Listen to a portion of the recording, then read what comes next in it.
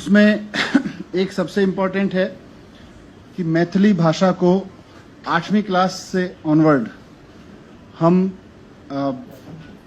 School में पढ़ाने के लिए काम करेंगे और इसको ऑप्शनल सब्जेक्ट, जैसे ऑप्शनल लैंग्वेज सब्जेक्ट पंजाबी का रखते हैं, उर्दू का रखते हैं, उसी तरह से मैथिली भाषा को भी दिल्ली के स्कूल्स में हम पढ़ाने का काम करेंगे और 8वीं से 12वीं क्लास तक के लिए।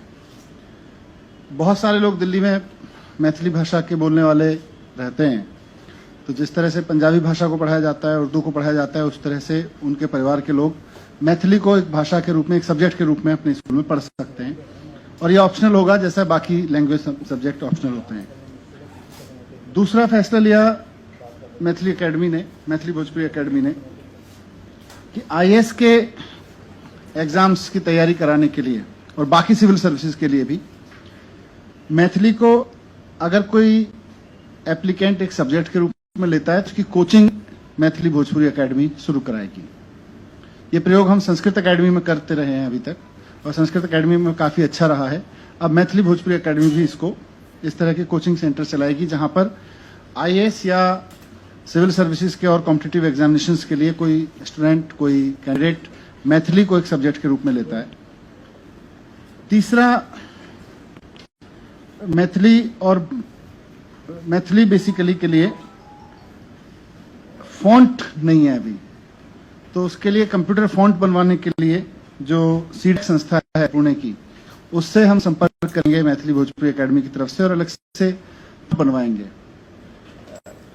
एक और इम्पोर्टेंट चीज है कि मैथिली भोजपुरी एकेडमी में अभी तक अवार्ड्स नहीं थे। उर्दू में अवार्ड थे, हिंदी में अवार्ड्स हैं, पंजाबी में भी थे। मैथिली भाषा, भोजपुरी भाषा के लिए साहित्य, पत्रकारिता, इन सब पे काम करने के लिए अवार्ड नहीं थे, इसमें कंट्रीब्यूशन करने के लिए सोसाइटी में, आर्ट एंड कल्चर में।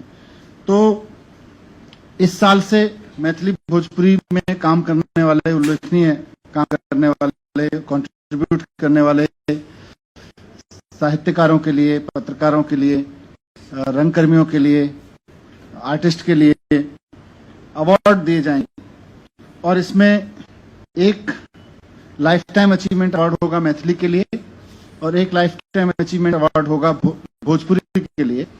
ये 2.5 लाख रुपए के अवार्ड होंगे। दूसरा, पत्रकारिता और रंग, शोध, आर्ट एंड कल्चर, इसमें कंट्रीब्यूशन मैथिली और भोजपुरी में 1 लाख रुपए के अवार्ड होंगे। इस तरह 12 अवार्ड घोषित किए जा रहे हैं। एक और चीज जो आप लोग पिछले 3-4 साल से देख रहे होंगे, कनॉट प्लेस में सितंबर, अक्टूबर, नवंबर में पहले साल हमने उर्दू फेस्टिवल कराया था 5 दिन का, जो कि पहला प्रयोग था उस तरह का और बहुत सुपरहिट रहा था। पिछले साल हमने संस्कृत और पंजाबी और उर्दू तीनों भाषाओं के आर्ट कल्चर के सुपर फेस्टिवल थे कनॉट प्लेस में, जो वो है। अब की बार मैथिली भोजपुरी का भी फंक्शन होगा वहां पे। 5 दिन का एक फेस्टिवल होगा नवंबर में, लगभग नवंबर के फर्स्ट से सेकंड वीक में 5 दिन का भोजपुरी मैथिली उत्सव 5 दिन का मनाया जाएगा। और इसी तरह से जिस तरह से उर्दू और संस्कृत और पंजाबी के वहां प्रोग्राम्स हुए हैं उसको तीसरा, जो एक इम्पोर्टेंट प्रॉब्लम है मैथिली भोजपुरी की जब हम बात करते हैं, तो है कि मैथिली को तो 8वीं सूची में संविधान की शामिल किया गया है, लेकिन भोजपुरी को नहीं किया गया।